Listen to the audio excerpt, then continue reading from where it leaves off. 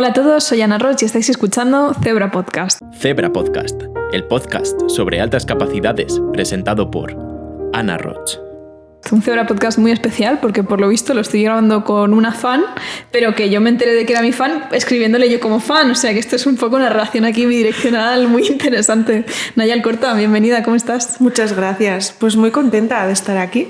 Es fenómeno fan, día de eclipse, es un día súper bonito para vernos. Sí, totalmente. Bueno, digo esto de fan porque yo a Naya, la primera vez que hablé con ella fue por Instagram, escribiéndole ahí en mi euskera horrible, pero claro, como había leído en tu libro, que por eso te escribí, que el euskera era tu primer idioma y que era con el que te sentías más cómoda, dije, jolín, pues aunque sea lo intento, y le doy la enhorabuena por la valentía que me parecía que mostrabas con este libro. No sé, y fue un poco, pues eso, justo lo leí y dije, mira, le voy a escribir porque me llegó mucho. Y nada, y luego resulta que tú ya me conocías a mí. Sí, yo seguía Proyecto Zebra desde hace mucho, lo seguía de cerca porque me parecía que comunicaba desde una manera muy cercana.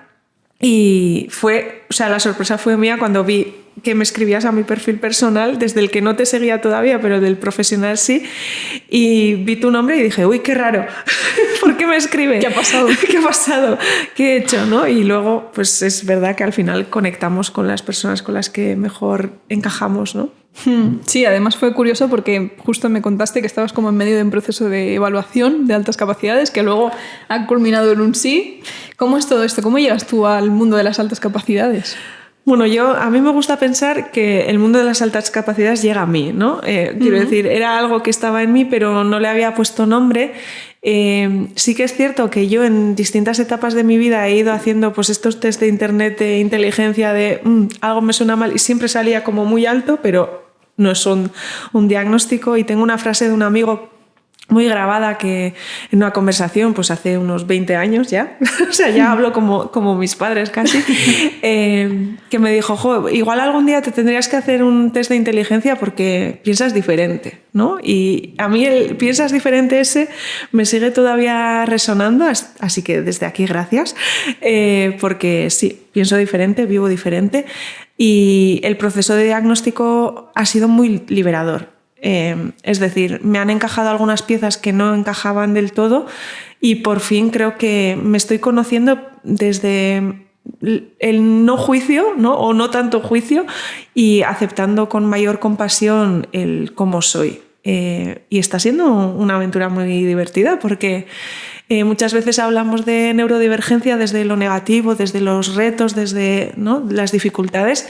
Y a mí me gusta decir que es un poco un superpoder. Entender un poco que piensas diferente hace que muchas veces entiendas mejor que las otras personas no están sintiendo, viviendo, viendo lo que tú estás viendo o no pueden llegar por el mismo camino a la conclusión que tú has llegado. Y eso para mí es una oportunidad. La diversidad enriquece un montón. Totalmente, te lo iba a decir. De hecho, es una riqueza que tenemos, ¿no? Pero aún así, tú ya sabías de las altas capacidades desde siempre. Es algo que, no sé, o sea, ¿cómo llega a tu vida ese concepto? Yo tenía como muy aprendido, ¿no?, la superdotación, las gafas, todos estos clichés, y eso no me encajaba. Entonces siempre me ha apasionado el mundo del cerebro, el mundo de la crianza. Desde que decidí ser madre y empecé a hacer formaciones para poder acompañar familias, etc., me interesaba mucho entender qué estaba ocurriendo, ¿no?, detrás de esos sentimientos, detrás de esas vivencias. Y sí que he invertido mucho tiempo en las neurodivergencias, pero es cierto que en las altas capacidades un poco menos, ¿no?, porque lo identificaba como pues estas personas no tienen necesidades diferentes. Claro. Luego ya, cuando empezaron a resonar algunas campanas más alrededor, empecé a entender mejor los signos, las características, y sí que me sirvió para poder tener esa mirada un poco diferente y poder vivirlo desde lo positivo, entendiendo un poco que las altas capacidades igual no es el nombre más correcto y que igual dentro de ese término estamos metiendo muchas cosas, muchas características que pueden encajar en otras situaciones, y eso sí que puede ser una dificultad, ¿no? Porque llegar al diagnóstico, llegar a la etiqueta correcta con la que te identifiques 100% muchas veces va a ser muy difícil. Claro.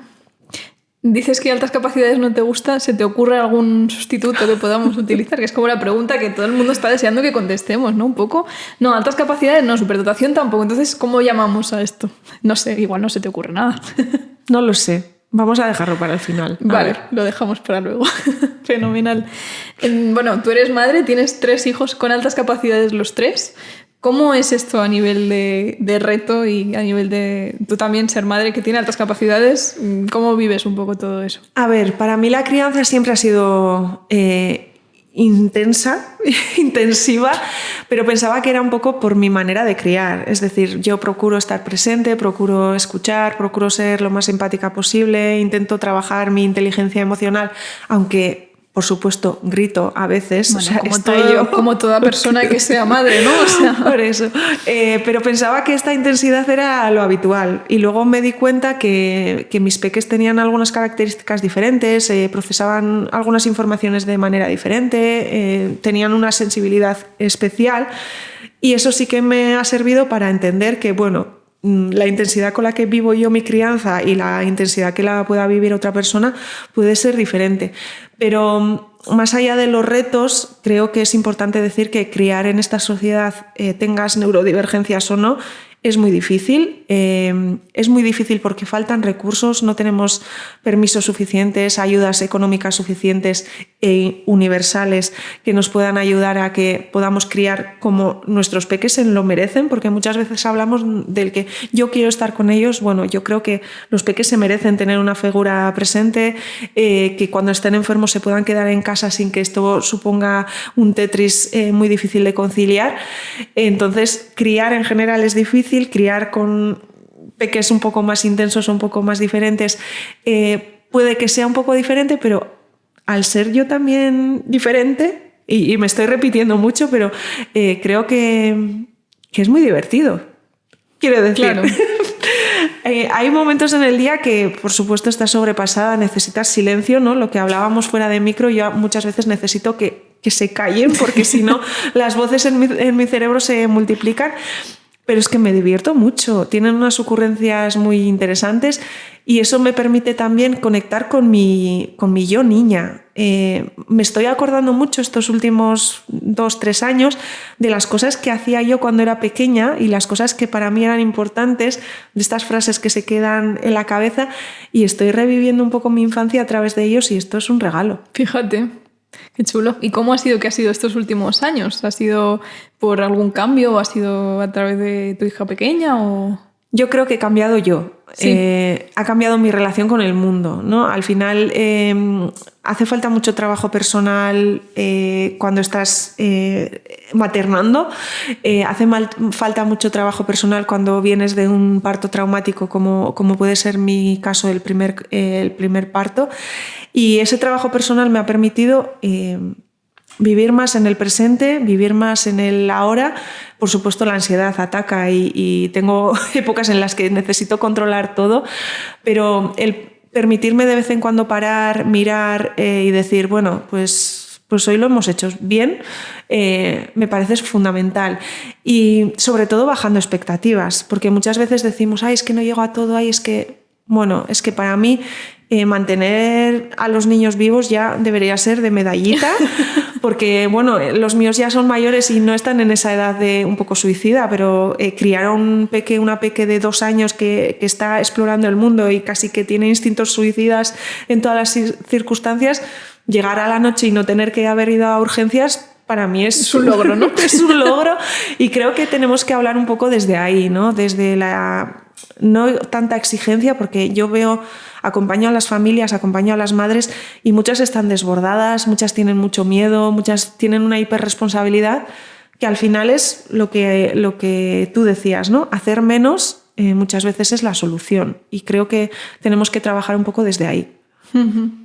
¿Y tú cómo fue que supiste que querías ser madre? Porque es como un tema que yo creo que es ya, siendo mujer, algo que te vas a plantear muchas veces, pero siendo neurodivergente, dándole tantas vueltas a todo, analizándolo tanto, yo que, por ejemplo, es algo que tengo muy claro desde muy pequeña, incluso me he llegado a plantear de esto, realmente es algo que yo quiero hacer, es algo que me han puesto el sistema.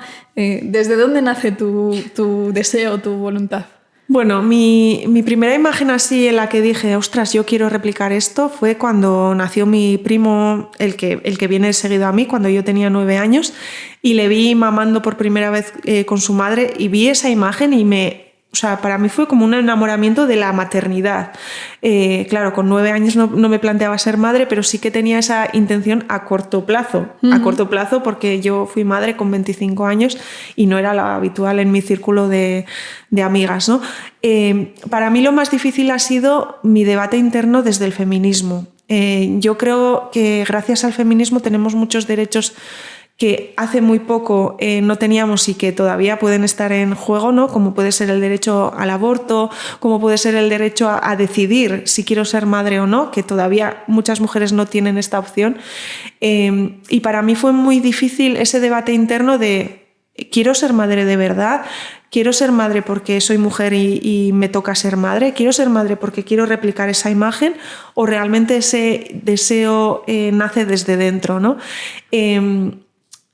Para mí lo difícil ha sido ser madre y feminista a la vez, ¿no? Porque aparte del hipercuestionamiento que trae ya el perfil, la necesidad de analizar todo desde estas gafas moradas y de intentar hacerlo mejor para que el presente y sobre todo el futuro viva desde otro lugar, me hace cuestionarme cosas que a mucha gente no le importan, ¿no? Y para mí eso sí que es difícil. Claro, que es muy cómodo no cuestionarse ciertas cosas para seguir para adelante, ¿no? Un poco. Claro, es que es muy fácil, entre comillas. Es mucho más fácil no tener que cuestionarte si cuando ves una camiseta que te gusta, el mensaje que pones es adecuado para tus peques, si le pondrías la misma camiseta a tu peque que no es del mismo género al que estás pensando, o ponerles pendientes o no ponerles pendientes, y incluso el nombre, ¿no? ¿Qué carga tiene ese nombre? Es decir, al final intentar criar sin marcas de género y sin estos estereotipos supone un esfuerzo mental continuado, y luego te das cuenta que por mucho que tú críes en la igualdad, críes en el feminismo, luego el sistema ataca por todos los lados, y cuanto más mayores son, más influencias externas tienen, ¿no? Entonces, intentar asumir que por mucho que tú intentes hacerlo todo lo mejor que puedas, que es lo que la mayoría de madres podemos aspirar, luego el sistema y la sociedad va a marcar muchísimo de nuestro ser y de nuestros hijos, es difícil. Pero bueno, me estoy intentando acoplar a este sistema sin sufrir demasiado. Bueno, nos hablabas del parto traumático, de tu primer parto, el que ha dado motivo y cuerpo a ese libro, a Mi parto robado. Han pasado ya casi 13 años de aquello. ¿Cómo lo vives tú a día de hoy? Esos recuerdos, todo eso que plasmas en el libro, ¿te sigues acordando con la misma nitidez con la que lo explicas, que parece casi una película cuando lo lees? Mira, me gusta esa palabra, porque muchas de las que han leído han vivido ese relato como si estuvieran allí, ¿no? Y para mí era importante tener relatos completos de violencia obstétrica, porque muchas veces pues, nos llegan como pinceladas de a mí me hicieron esto o me dijeron esto, pero nunca tenemos la historia completa de una mujer y de la vivencia. Para mí era importante contar eso, y desgraciadamente sigo viviéndolo desde esa intensidad. Me hubiera gustado poder decir, bueno, ya se me están borrando algunas imágenes, ya no lo siento igual, pero probablemente si hoy escribiera el libro o contara la historia completa sería muy similar, pues porque por un lado está la violencia obstétrica, ¿no? El maltrato en el propio parto, pero por otro lado está un proceso judicial muy largo que no está terminado aún. Eso es, ¿no? que todavía seguimos ahí luchando por el cumplimiento de un dictamen de la ONU favorable. Por lo tanto, por ahora no puedo olvidar. Perdonar sí, porque nunca me he enfadado con una persona concreta, sino que es un tema sistémico y generalizado, por lo que tuve, entre comillas, mala suerte de ser mujer en esta sociedad.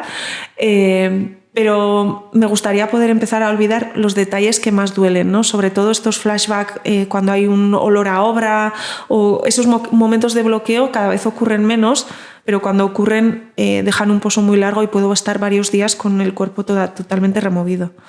Es que es súper duro, además, bueno, yo leyéndote, y además que soy muy empática y muy sensible, pues bueno, te puedes imaginar la llorada que pegué esa tarde, que encima me lo leí todo seguido porque era como, necesito más, Era eso, estaba yo ahí en el parto viéndolo sin poder hacer nada, encima viendo tu sufrimiento. Bueno, tú podías cerrar el libro y salir. No, porque yo necesitaba que dijeras que por lo menos ahora esto era pasado o algo así, como, no sé, era...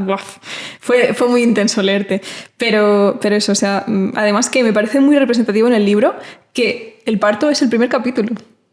Todo es lo demás, de menos. Sí. Bueno, lo de menos no, pero que es una parte. O sea, y de hecho lo hablábamos antes, ¿no? Que una parte es pues toda la violencia que recibes en ese momento, todas las prácticas que no nos vamos a poner aquí a detallar, tampoco creo que haga falta. Y si alguien lo quiere, pues lo puede leer en el libro, que además qué valiente por tu parte que lo hayas dejado, que hayas puesto el cuerpo, ¿no? Porque cuántas no lo hemos hecho, y también es completamente respetable, pero eso, que es muy valiente por tu parte.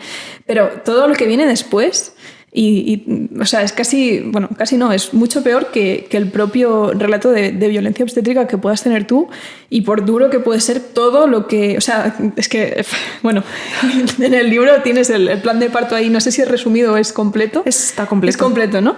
Pues eso, es que parece que lo que tú decías en el libro, que se leían cada párrafo y decían, va, ¿cómo lo incumplimos? Jaja, risas diabólicas, y hacían al revés de lo que ponía, ¿no? Pero, no sé, que eso es solo un capítulo, que todo lo que viene después y bueno, todo lo que estás viviendo todavía a día de hoy, no sé, me parece tremendamente injusto, y que siempre pagan los que no tienen que pagar las cosas. Bueno, aunque sea directamente hablando o sea en sentido figurado, ¿no?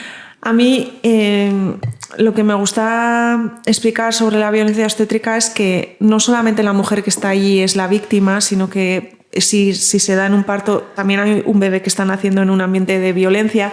Si tienes un acompañante, ese acompañante también está viviendo esa situación violenta, pero muchas veces también incluso los profesionales sanitarios están viviendo esa situación de violencia, por lo que es una violencia, aunque sea una representación de la violencia machista, porque es una violencia de género, es una violencia que ataca a muchos frentes, ¿no? Y las heridas que deja son como muy diferentes en todo el camino. Por eso me parecía importante, por un lado, relatar los hechos, ¿no? Y que cada uno lo viva desde su lugar, intentando ahí no poner demasiado juicio, ¿no? Intentando hacer un relato lo más fiel posible a lo que yo viví, intentando también darle unos toques de humor y de película, porque si no se hacía muy duro de leer, pero luego también intentando abrir un poco el foco y explicar lo que sabemos sobre esta violencia y las consecuencias que esto puede tener y lo que supone un proceso judicial, ¿no? Además tenemos ahora el debate social de hay que denunciar, no hay que denunciar, denuncias anónimas sí, no,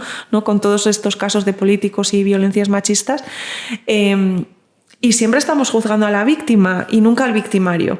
Entonces, para mí era importante, pues eso, colocar las responsabilidades donde procede, y sobre todo dedicar un buen trozo del libro a la culpa. Porque cuando hablamos de psicología, cuando hablamos de recuperación, de emociones, muchas veces nos olvidamos de lo que puede suponer un proceso de culpa, ¿no? De culpabilidad, porque es un proceso muy oscuro en el que se sufre mucho, es muy difícil salir. Y la mayoría de las madres, aunque no sean víctimas de ninguna violencia, pasan por épocas en las que se sienten culpables por cosas que no son sus responsabilidades. Entonces, darle lugar a la culpa e intentar desmontarla un poco me parecía importante, porque todavía hoy a mí me visita de vez en cuando también, ¿no? Entonces, para mí es muy importante la maternidad, identificar qué fantasmas son los que me visitan y, si es posible, quitarles la sábana para ver lo que hay detrás de esa sábana gigante. Y muchas veces pues es algo minúsculo a lo que te puedes enfrentar de manera correcta. La maternidad es un reto tras otro, un paso tras otro, y la desventaja es que nunca puedes parar, no hay descanso. No hay vuelta atrás, ¿no? No puedes meterse el bebé por donde ha salido y ya está. Hoy no me interesa ser madre, voy a parar. Y esto es culpa del sistema, porque no cuida a las madres. Entonces necesitamos pues más recursos para poder maternar, cada una desde donde quiera, y poder sentirse bien y disfrutar de sus peques. Claro, hablabas de esta culpa, pero ¿cómo no haber culpa si a las 16 semanas, si es que llegas a tenerlas para estar con tu bebé, te tienes que incorporar al trabajo, tienes que producir? ¿Cómo no haber culpa si necesita tu bebé pues irse despertando por la noche, pero tú no puedes porque a las 8 de la mañana tienes que estar en el puesto de trabajo, ¿no? Entonces, claro, también entiendo que en parte es algo que no es culpa ni responsabilidad nuestra, aunque, o sea, que el hecho de sentirse culpables también lo ocasiona el sistema, ¿no? Claro, para mí es importante colectivizar la maternidad. Aunque cada una en nuestra casa vayamos a hacer lo que mejor podamos hacer en cada situación y muchas veces desbordadas, es importante colectivizar estos temas, compartirlos y exigir. O sea, que sigamos con un permiso congelado de 16 semanas en el posparto y que el permiso por cuidado hasta los 8 años todavía sea sin repercusión económica positiva. Es decir, si te quedas en casa no cobras. No, y si tienes una cesárea, la baja ya te cuenta en los 16 semanas, claro. No... Claro, que no tengamos recursos es terrible. Y luego que muchas de las madres que nos rodean no tienen ni esas 16 semanas. Es decir, no son permisos universales, por lo que muchas veces cuando hablamos de la culpa, pues no tenemos que olvidarnos que hablamos también desde el privilegio blanco, de clase media y hetero, en mi caso, ¿no? Entonces, bueno, yo intento colocar las cosas en su lugar y practicar mucho esta mirada un poco más de apertura para ver las realidades de las madres, pero en general todas las madres necesitaríamos psicólogo muy habitualmente. ¿Tú crees? Es que claro, esto es otro debate, ¿no? Que se supone que como profesionales de la salud, en este caso mental, deberíamos siempre priorizar la autonomía del paciente. Entonces, ahí también hay un debate abierto, ¿no? De estamos patologizando todo, estamos ofreciendo psicólogo a la mínima de cambio, ¿esto es realmente necesario o no? No sé qué opinas tú de esto, ¿por qué lo dices? Bueno, yo creo que tenemos que tener psicólogo de cabecera, seguro, todos, para que en los momentos de más sombra podamos acudir a él o a ella. Y que en la maternidad son imprescindibles los grupos de madres. Los grupos donde podamos acudir con nuestros peques si nos apetece, sin ellos si lo preferimos, pero que podamos compartir entre iguales con una única norma, que es la de no juicio, ¿no? Porque nos juzgamos muchísimo. O sea, si ya ser mujer supone un juicio social constante, ser madre es que siempre lo vas a hacer mal. Da igual si das el pecho, si das biberón, si crías en brazos o usas el carro, hagas lo que hagas, lo estás haciendo mal y encima te lo están diciendo, porque todo el mundo cree que tiene derecho a decirte opinar, cosas, ¿no? Pero con todo el descaro. Entonces, esos grupos de madres son imprescindibles. Y si pudiera ser que en esos grupos tengamos el psicólogo de cabecera por si detecta algo, pues sería genial, porque yo creo que sí que hay cierta tendencia a la patologización, pero hay un infradiagnóstico brutal de trastornos relacionados con la maternidad.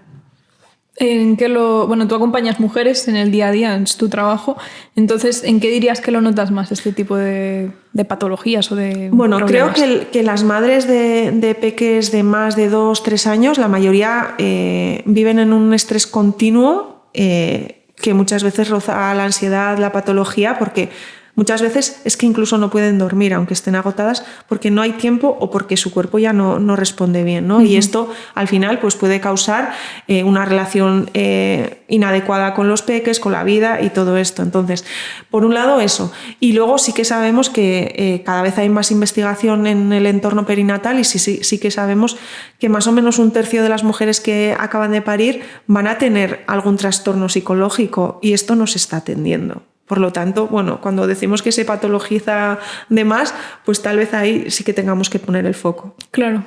Sí, además que la depresión postparto es algo que todo el mundo ha escuchado hablar de ello, pero a ver quién sabe, no sé, de primero de persona, cómo hacer cuando una mujer acaba de parir, si visitarla, si no visitarla, cuánto tiempo estar, qué hacer, ¿no? Que es como que una cosa súper básica que nadie luego respeta, no sé. Y es bastante más fácil de lo que nos planteamos, ¿no? Porque siempre estamos imaginándonos 1000 escenarios, es que si hago esto le va a molestar, bueno, pues pregunta.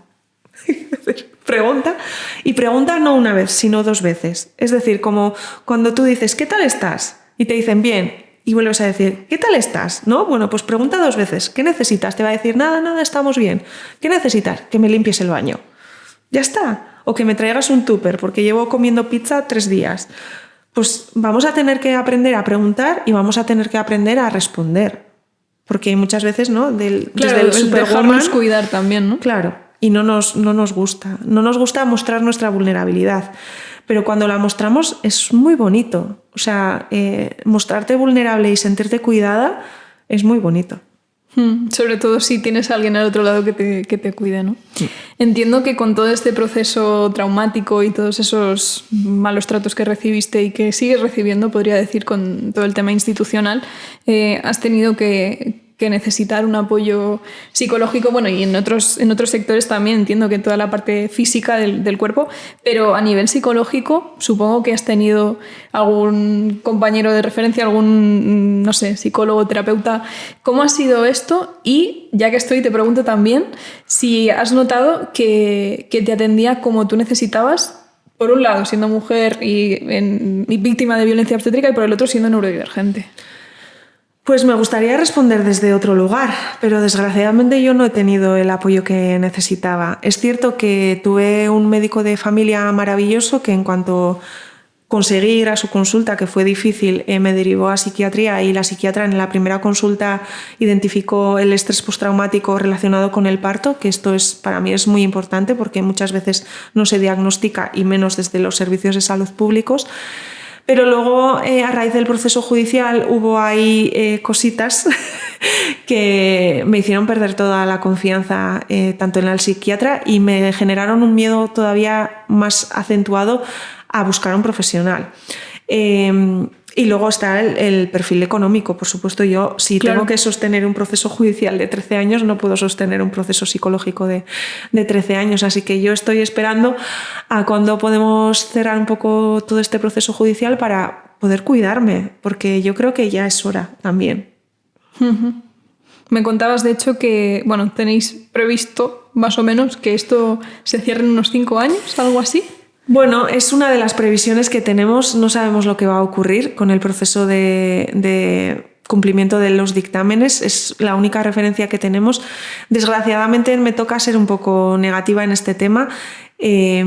Y me parece que es importante, ¿no? Porque cuando hablamos de dictámenes de la ONU estamos hablando de derechos humanos básicos. Entonces tendríamos que tener un mecanismo estatal muy fácil al que acceder si has conseguido justicia en la ONU, que no es nada fácil, que la gente hablas de la ONU y como no sabe muy bien qué es, ¿no? Pero que tu caso sea admitido a trámite, que se haya analizado por un comité de expertos internacional, que te hayan dado la razón y que luego tengas que seguir luchando para que esto se cumpla, es un sinsentido. Entonces necesitamos mecanismos legales que cubran esta carencia y no solamente para la violencia obstétrica, sino para todos los derechos humanos. Porque muchas veces cuando hablamos de derechos humanos nos olvidamos que también las humanas tenemos derechos y que no se cumplen, ¿no? Entonces, para mí es un poco esa sensación de, bueno, pues cuando llegue el final llegará, siendo un poco pesimista y teniendo casi que claro que podemos incluso perder tras haber ganado en la ONU y que no se cumplan los dictámenes. A mí esto me genera mucha tristeza y mucho enfado, por supuesto, pero sobre todo tristeza porque yo intento transmitir, ¿no?, este sentimiento arraigado de justicia que tenemos nosotras. Sí. Intento transmitir a mis peques que la justicia al final llega. Pero en este caso me toca ser muy cautelosa y no me parece justo. Totalmente. Es que no lo es. O sea, ya tú se lo explicas a cualquier persona un poco racional y es que no tiene ningún sentido lo que estás teniendo que pasar. Y además, si ha habido toda esa ya valoración, ¿qué falta hace que se vuelva a valorar? ¿Cómo puede ser que encima te digan desde gobierno vasco era lo de que había sido excelente el trato, el parto, no sé qué? No sé, me parece demasiado. Al final lo que falta es voluntad política. Esto es un tema de voluntad política que luego se podría trasladar al poder ejecutivo, ¿no? Pero si hay voluntad política de que los dictámenes de la ONU se cumplan, no debería haber problema. Claro. Es que un poco que va en pack, ¿no? Todo el pack médico, juez, poder político, bla, bla, bla, desgraciadamente. Sí, muchas veces. Me gustaba mucho que me contabas antes también que tú para todo este proceso que has estado haciendo para escribir el libro le pediste permiso a tu hijo, al otro protagonista de ese relato. Para mí ha sido muy importante desde que empezamos este proceso y desde que tomé conciencia y fui capaz de verbalizar todo esto, explicarle a él lo que había ocurrido, ¿no? Que cuando era bebé pues que habíamos tenido mala suerte y que no todos los médicos eran así, porque claro, tampoco quieres transmitir miedo. Y luego cada vez que hemos ido dando pasos sí que le he pedido permiso para hacerlo, ¿no? Pues porque es mi parto, pero es su nacimiento y me parece que tener su permiso es importante y que muchas veces nos olvidamos desde esta perspectiva adultocéntrica, ¿no? Yo abogo por una sociedad en la que los niños y las niñas tienen derecho a decidir, tienen capacidad y derecho a decidir, por lo tanto es que no contemplo otra manera de hacerlo. Claro, pero no sé, es algo que seguramente no se haría en la mayoría de casos ni nos pararíamos a pensar. No sé, a mí misma... Y mira que yo también considero que en los niños y niñas tienen perfectamente, incluso más fácil que los adultos, la capacidad de decidir las cosas y de saber lo que les viene bien y lo que no. Pero que es algo que me ha sorprendido incluso de saberlo, ¿no? De decir, ostras, claro.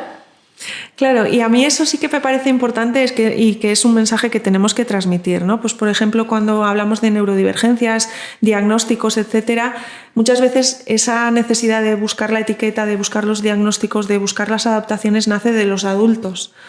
Pero es que igual ese pequeño no necesita en este momento pasar por unos test o no necesita adaptaciones y deberíamos consultarlo con ellos, ¿no? Y si cambiamos ese rol, probablemente sea mucho más fácil poder acompañarles desde lo que necesitan realmente, porque cuando yo estoy filtrando la información, pues tengo mi sesgo. Y porque te lo saben decir ellos mismos, que esto es, sí, también nos pasa, ¿no? Que a veces vienen niños a hacerse una evaluación y ni siquiera saben a qué están viniendo. Es como, hola, ¿cómo estás? Bien, ¿sabes qué estamos haciendo aquí? No, me han traído mis padres. Es claro, como, y ya está. Pero ¿no? si eres capaz de decirme esto, eres capaz de entender lo que vamos a hacer aquí, entonces... No sé, vamos a explicártelo por lo menos. Y ya estamos, ya vamos a empezar. Bueno, pues por lo menos que sepa lo que vamos a hacer. Es lo de menos. Creo que tenemos que hablar más con los peques y sobre todo escuchar más, que es lo que más nos cuesta a los adultos, escuchar y aceptar que nos equivocamos. Que es que la inteligencia se desarrolla muy rápido en la infancia y luego vamos perdiendo. Entonces muchas veces va a haber edades en las que tu peque sabe más que tú. Entonces... No, y sobre todo si es un tema que le interesa, que estará al día y tú seguramente no. Claro. ¿Y cómo es la vivencia? Si no quieres que nos metamos, me lo dices, pero como me has dado mucha libertad, yo te pregunto, ¿cómo es la vivencia de tu hijo, de tu primer hijo, con todo esto? O sea, yo entiendo que tú se lo has contado, se lo has explicado, él es más o menos consciente de todo lo que ocurrió. ¿Cómo lo vive él o cómo lo ha procesado? Yo creo que ha servido mucho el hablar mucho en casa y que esté presente el tema, porque al final, pues con el juicio muchas veces estas conversaciones salen, ¿no? Ha ayudado mucho que él supiera lo que estábamos haciendo por un lado y por otro lado ha ayudado a quitarle un poco de importancia, porque no explicarlo desde, bueno, pues nos pasó esto contigo, nos hicieron esto, ¿no? Yo hablo siempre de que nos lo hicieron, no de que ocurrió así como por arte de magia, pero con tus hermanos no ha ocurrido, ¿no? Y se pueden hacer cosas para que esto no ocurra. Y creo que es el mensaje que tenemos que transmitir a las mujeres. Muchas veces se nos dice a las personas que divulgamos sobre violencia obstétrica que estamos metiendo miedo a las mujeres y es justamente lo contrario. Lo que queremos es que las mujeres sean libres, tengan capacidad de decisión en sus cuerpos y que tengan información para poder actuar en consecuencia de lo que ellas necesitan. A mí me da igual si tú quieres una cesárea, si quieres parir con epidural o con delfines, ¿no? Al final quiero que tú decidas. Y si tienes información va a ser más fácil decidir. Luego, por supuesto, el parto es un proceso fisiológico donde hay muchas desviaciones de la normalidad y, por supuesto, gracias a la ciencia que avanza y a las intervenciones que salvan vidas, pero lo que necesitamos y lo que pedimos es un buen trato y que la ley de autonomía del paciente y la humanización de la sanidad esté presente en todos los ámbitos. De hecho, hace poco vi una entrevista a una persona que se dedica a divulgar también sobre maternidad y tal, que le preguntaban, a ver, ¿y tú no crees que si tú estás contando todo esto, luego las mujeres no van a querer tener hijos? Y decía, a ver, pues es que ojalá las mujeres que no quieran ser madres porque no quieran pasar por todo esto, no tengan hijos, ¿no? Es que es un poco eso, o sea, es que necesitamos que estos temas se conozcan, se hablen y sobre todo, pues eso, que tengamos la información para poder decidir, porque también la decisión va a ser completamente diferente si estás informada y sabes cada cosa que conlleva que si no.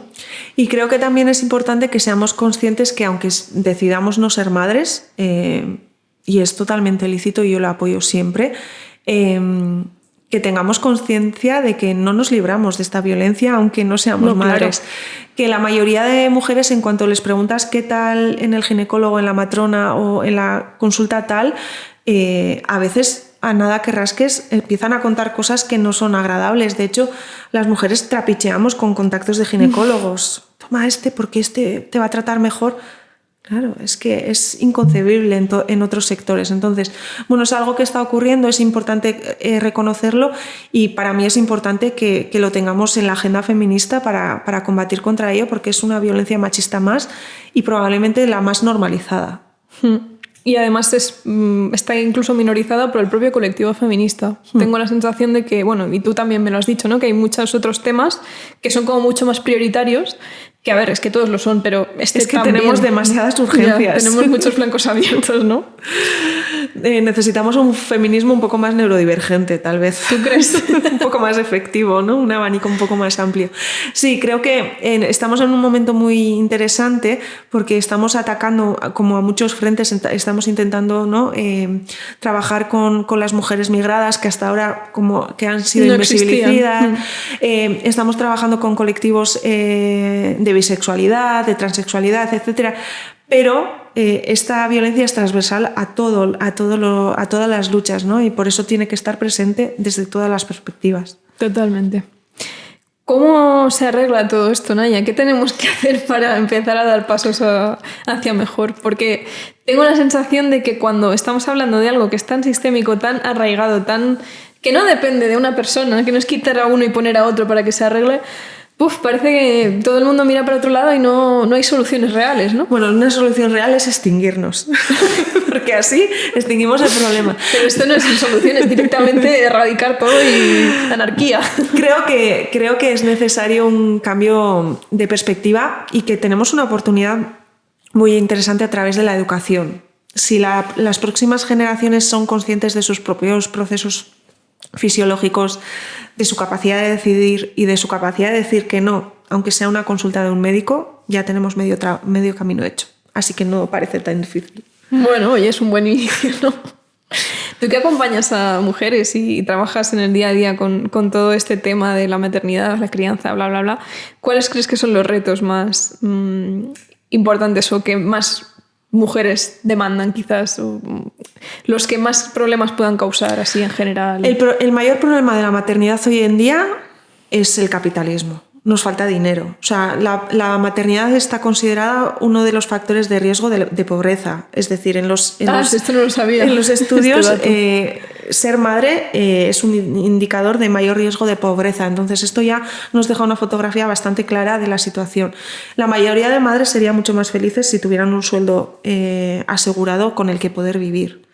Porque no tenemos derecho a la vivienda, la maternidad precariza, los permisos y las excedencias, las reducciones generalmente las toman las madres, por lo que esto también hace que seamos más pobres. Y luego, si buscamos esa independencia económica y si queremos ser madres cuando ya tenemos una casa, cuando tenemos un trabajo y un buen sueldo, muchas veces llegamos a los embarazos geriátrico, ¿no? A los embarazos bonito nombre. A los embarazos a edades más tardías, con lo que necesitamos más reproducción asistida, y ahí también hay un mercado que otro temazo, ¿no? Que se alimenta mucho, ¿no? Al capitalismo le interesa que las madres estemos precarizadas y que seamos madres tarde. Wow. O sea que es tu día a día esto, imagino. Sí. Por eso yo animo a la gente que quiere ser madre que no espera el momento adecuado, porque no va a llegar el momento adecuado. ¿Y crees que si realmente tuviéramos más dinero sería más fácil? O sea, que las mujeres que tengan más posibles tienen más facilidades para la maternidad, o que es solo un factor más. Si lo tuviéramos todas, sí, sería más fácil.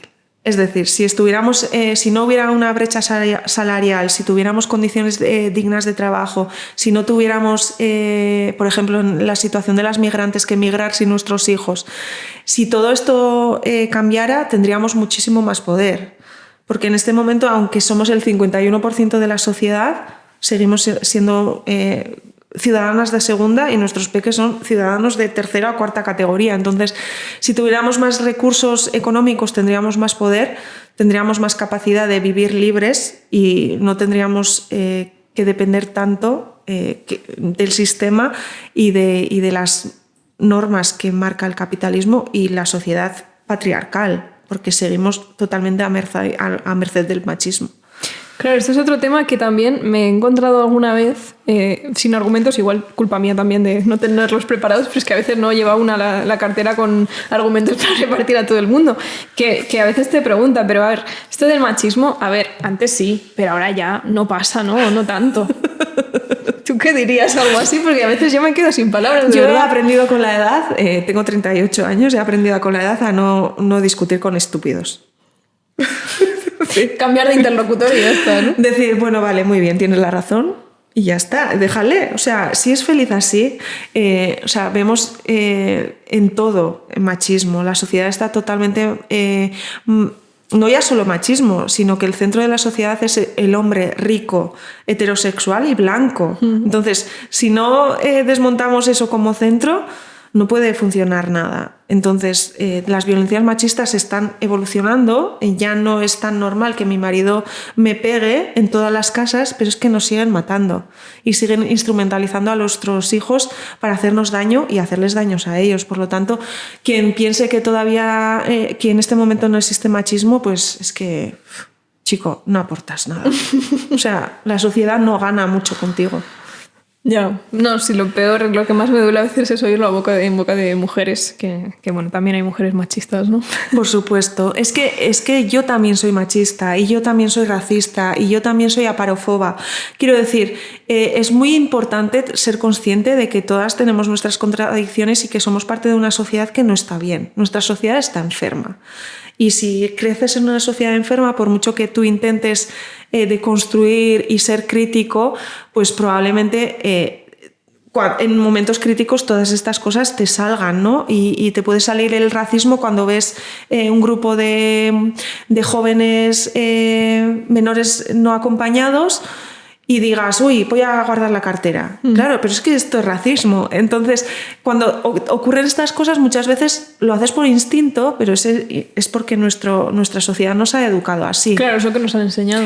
Entonces, bueno, pues intentamos ser lo más coherentes posibles teniendo en cuenta pues, que somos unas privilegiadas por poder estar hablando de estos temas. Totalmente. Porque las mujeres que más tienen que contar probablemente no pueden estar aquí. Desde luego, sí, sí. Además y para mí en esto es un hándicap las altas capacidades. Sí. Porque si mi cerebro no funcionara tanto o fuera tan rápido y sobre todo esa necesidad de justicia y equidad, probablemente yo sería mucho más feliz y no sufriría tanto. A mí, yo muchas veces digo que vivir me hace daño, ¿no? Pues, por ejemplo, yo sufro mucho con el conflicto de Palestina, sufro mucho cuando veo otros conflictos, o sufro mucho cuando veo que una madre de mi pueblo no llega a final de mes y tiene que estar en la cola de recursos sociales pidiendo comida, ¿no? Pero es que no queremos ver esas cosas y creo que es mucho más fácil no verlas cuando tienes un cerebro neurotípico que puedes centrarte en tu día a día mucho mejor. Yo la antena parabólica, si tuviera un botón de apagado de vez en cuando, lo agradecería. Sí, no, además que claro, es eso, es que tú lo ves, lo vives y tienes ese duelo, pero a la vez, ¿qué haces? O sea, porque es que no puedes hacer nada, eso es lo que más, no sé, impotencia genera, ¿no? Hay que elegir las batallas. No es fácil, pero totalmente. ¿Qué le dirías a una mujer como yo que tiene previsto, le gustaría ser madre en un plazo medio corto, teniendo en cuenta que estamos en 2025 y que estamos en España y esas cosas? Bueno, lo primero, disfruta del proceso de búsqueda, que muchas veces hablamos del embarazo, del parto, de cuídate, y la época de la preconcepción es maravillosa. O sea, disfrutar de esa época porque muchas veces es muy rápida y otras veces es muy larga. Pero es una etapa muy, muy, muy interesante. Surge una complicidad, surgen unas conversaciones muy bonitas. Lo primero, eso, disfrutar. Por otro lado, si tú tienes la necesidad de informarte, buscar matronas y ginecólogas actualizadas, porque hoy en día tenemos muchas divulgadoras muy interesantes que explican las cosas desde esta evidencia, pero desde la humanidad. Y por otro lado, intentar buscar el sitio que para ti es importante. Para algunas mujeres es importante que haya una UCI neonatal, que haya un servicio de reanimación concreto. Para otras mujeres es más importante que no haya estos recursos porque tiene un embarazo de bajo riesgo y prefiere que el hospital sea pequeño. Es decir, cada una tenemos nuestras circunstancias. Tenemos que buscar lo que más tranquila nos deje. Y para mí ese es el mensaje. Porque sí, sabemos que ocurren cosas, pero cada una es diferente y si tienes la información suficiente, pues probablemente puedas manejarte mejor o peor. Y sobre todo, en este caso, quitar la responsabilidad a las mujeres y las personas que acompañan ese parto, que antes era un trabajo de mujeres, ¿no? Intergeneracional, ahora tenemos a los hombres en los paritorios y esto podríamos debatir mucho tiempo, pero la persona que nos va a acompañar tiene que formarse y tiene que conocernos muy bien para poder poner los límites a esa persona. Porque muchas veces, si yo estoy pariendo, no puedo estar discutiendo con los profesionales, pero si tengo una persona al lado que sabe que si yo levanto la mano va a decir, por favor, apaguen la luz, es mucho más fácil. O sea, la responsabilidad ahí del cuidado, por supuesto, el cuidado sanitario va a ser de los profesionales sanitarios, pero del cuidado del bienestar emocional va a ser del acompañante, por lo que hay que elegir muy bien a los acompañantes. Y a veces los hombres pues no están ahí. Pero también porque hemos dado muy por hecho que no van a estar ahí y porque, no sé, tengo la sensación de que muchas mujeres que han criado a niños que luego son hombres, en ningún momento se han planteado que ese hombre pudiera tener un papel importante en el día del parto de su mujer o, no sé, pudiera tener ese rol o esa...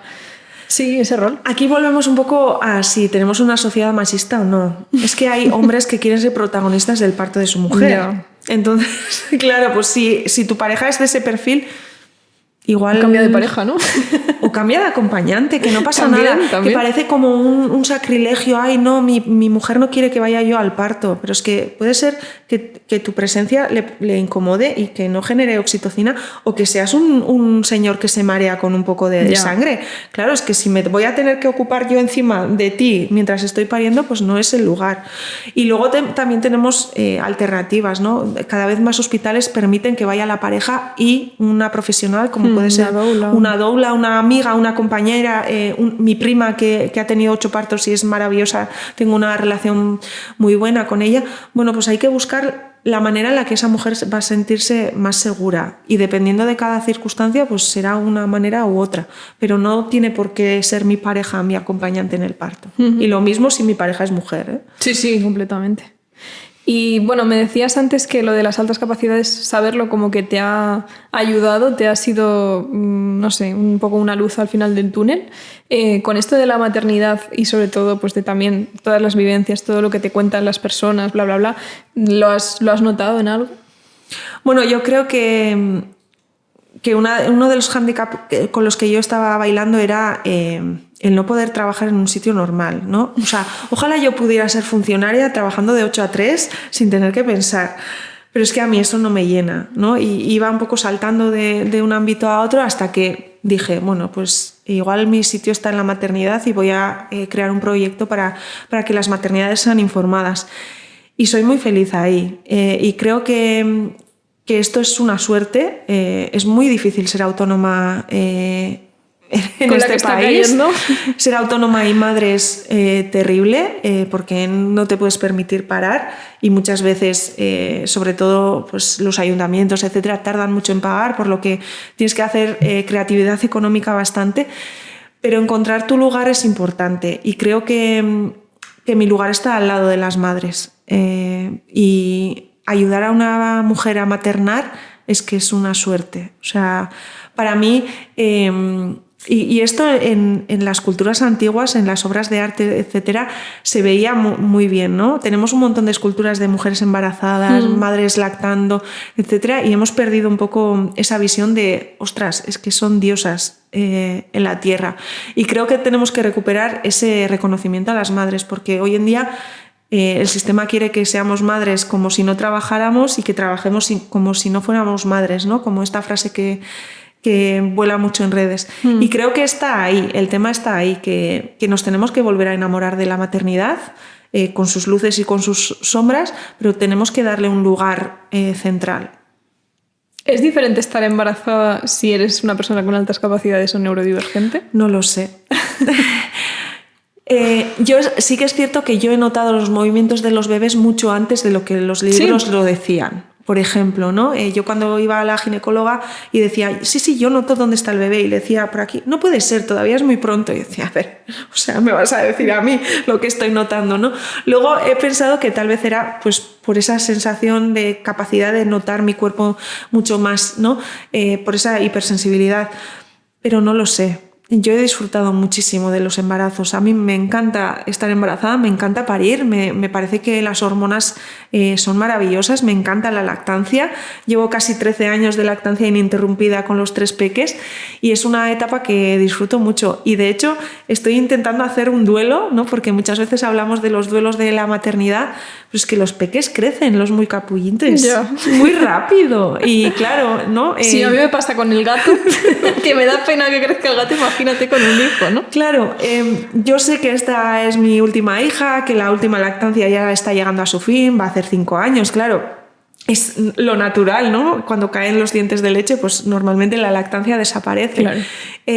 Y claro, estoy intentando reencontrarme con mi otro yo, que no es la maternidad en el centro, y me parece que es un descubrimiento muy interesante, porque no voy a ser la misma que antes, pero es que la versión 2.0 mola mucho. Claro, sí. Además que me decías antes, que me ha parecido súper bonito, que tú crees que eres más feliz porque tienes hijos, que esto tampoco quiero yo aquí hacer un pinkwashing de este mensaje para nada, porque también se escucha mucho lo de no, ser madre es lo mejor que te puede pasar, y oye, si tú eres una mujer y no quieres ser madre, pues eso también es lo mejor que te pueda pasar, que lo puedas decidir y que seas feliz así. Pero no sé, que se dé esto y que estés así de feliz después de toda la historia que has pasado también, me parece como, no sé, súper bonito. Claro, yo siempre digo, y como acompaño a muchas madres, me encuentro con madres arrepentidas, y para mí esto es un tabú del que tenemos que hablar. Por supuesto, hay mujeres que se arrepienten de ser madres. Para los hombres generalmente es más fácil porque desaparecen, ¿no? Y ya está, o sea, claro. No pasa nada. Pero vivir una maternidad en la que te arrepientes es muy duro. Pero en mi caso yo quería ser madre, estoy disfrutando muchísimo de la maternidad, además en cada etapa. Yo pensaba que me gustaban los peques de hasta 3 años, que es como la evolución más rápida, claro. Y creatividad a tope, ¿no? Igual, además más con altas capacidades porque se da un poco más rápido, pero sí que estoy disfrutando de la preadolescencia también. Estoy con muchísimas ganas de vivir sus adolescencias y acompañarlas porque me parece una suerte, pero por supuesto esto es durísimo y yo acabo agotadísima física y mentalmente muchas noches, pero para mí merece la pena. Pero esa es mi circunstancia y sobre todo muchas mujeres no están ahí y me parece súper loable. Totalmente. Bueno, Naya, quería mencionar tu libro, que lo hemos estado hablando, pero no sé si he dicho el título, se llama Mi parto robado. De hecho, me contabas que precisamente te lo propusieron, luego lo publicaste con otra editorial que te trataba mejor. Entonces, bueno, yo estoy feliz de la vida que este libro haya cogido un cuerpo, porque de verdad me parece un mensaje súper necesario, importante, y de una persona, pues eso, que ya la veis, súper valiente y súper... Bueno, pues que ha decidido que esta es la manera de hacer las cosas y ponerse al servicio de todas las demás, o sea que me parece admirable, de verdad. O sea que enhorabuena por este libro y por, no sé, por toda tu historia. Yo es que te tendrían que hacer una plaza, una calle o algo por lo menos, ¿no? Que sea, no sé. Muchas gracias, Ana, ha sido un regalo estar aquí. Gracias. Y no me olvido de la sección de regalos, que en el último podcast no lo hicimos, pero en esta sí, y además en esta voy a proponer yo el regalo, porque soy así, que es que me firmes el libro, por favor. Por supuesto. Uno para ti y otro para Zebra. Fenomenal. Pues nada, si venís por Las Rozas y queréis el libro, os lo prestamos. Gracias, Naya. A ti.